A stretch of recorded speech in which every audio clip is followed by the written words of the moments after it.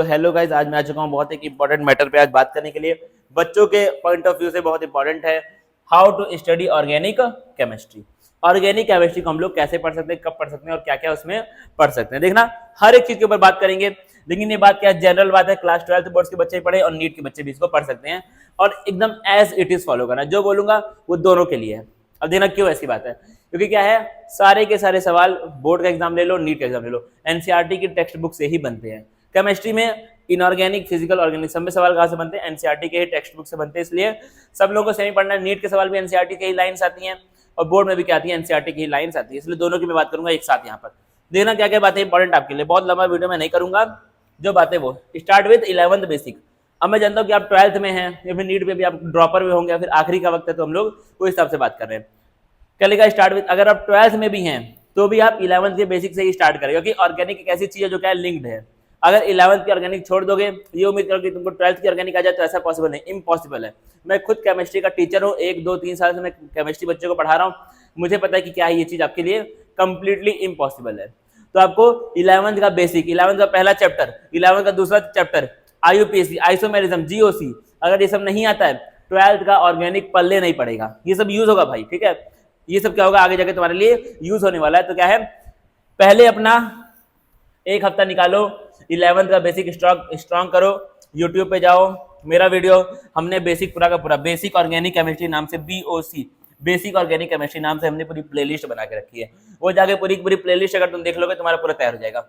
या फिर अगर देख रहे हो तो वन शॉट देखो, बड़े लेक्चर 6-7 घंटे के लेक्चर तुमको मिल जाएंगे आईयूपीएसी इन सबके। जाओ देखो, उसके बाद फिर 12th पढ़ो।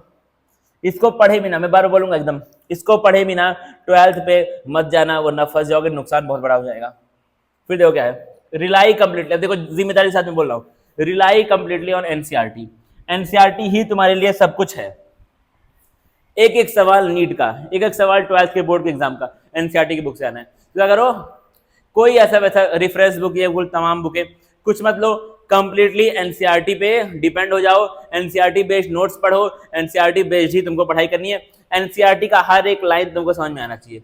एनसीईआरटी की एक एक लाइन, छोटी छोटी लाइन जो आपका बॉक्स में दिया हुआ है, पीछे की एक्सरसाइज, आगे की एक्सरसाइज, चैप्टर के बीच की एक्सरसाइज, सब आपको आनी चाहिए। अगर एनसीईआरटी आता है, एक भी नंबर तुम्हारा कहीं नहीं जाएगा, किसी में भी, बोर्ड में या फिर नीट में। वॉच, अब देखो एक चीज बड़ी इंपॉर्टेंट, वॉच लॉन्ग वीडियो, छोटे छोटे 1-2 घंटा के वीडियो मत देखना। ये उन बच्चों के लिए जो क्या करते हैं, रिवीजन करते हैं। यहाँ मैं उनकी बात कर रहा हूँ जिन्होंने ऑर्गेनिक ठीक से भी नहीं पढ़ी, उनको ऐसे एकदम बेसिक से पढ़ना, उनकी यहाँ बात हो रही है। लॉन्ग वीडियो देखो, 6 घंटे के, 7 घंटे के, 8 घंटे के, 10 घंटे के वीडियोस होते हैं। इनके ऊपर रिलाई करो, इनके ऊपर भरोसा करो। ये माइंड मैप, ये सब चीजें तुम्हारे लिए अभी नहीं बनी है। 6-7-8 घंटे के वीडियो देखो, बार बार बोलूंगा। 2-3 घंटे की वीडियोस देख तो लोगे, बहुत सारे टीचर ने यूट्यूब पे 2-3 घंटे की वीडियो डाले भी, हाइड्रोकार्बन के, हेलो अल्केन के, देख लोगे, तुमको अच्छा लगेगा भी, तुमको आ गया। लेकिन भाई जो 6-7-8 घंटे की वीडियो में जो प्रैक्टिस होती है ना, जो चीजें आपके दिमाग में डाली जाती है, जो आपके कॉन्सेप्ट दिमाग में डाले जाते हैं, वो 2-3 घंटे में नहीं हो सकता। तुमको अच्छा फील होगा, ठीक है, तुमको ऐसा लगेगा कि भाई सब समझ में आ रहा है, बहुत बेहतरीन सब कुछ चल रहा है, समझ में आ गया पूरा चैप्टर। लेकिन भाई जो प्रैक्टिस होती है ना, वो कहाँ पे होती है? वो 6-7 घंटे के वीडियो में ही होती है। टीचर सवाल बना करके लेकर के आता है, हाथ से लिख करके लेकर के आता है, तो उसके ऊपर डिपेंड करो। समय तुम्हारे पास 3-4 महीने बहुत होता है, 6-7-8-10 घंटे के वीडियो देखो।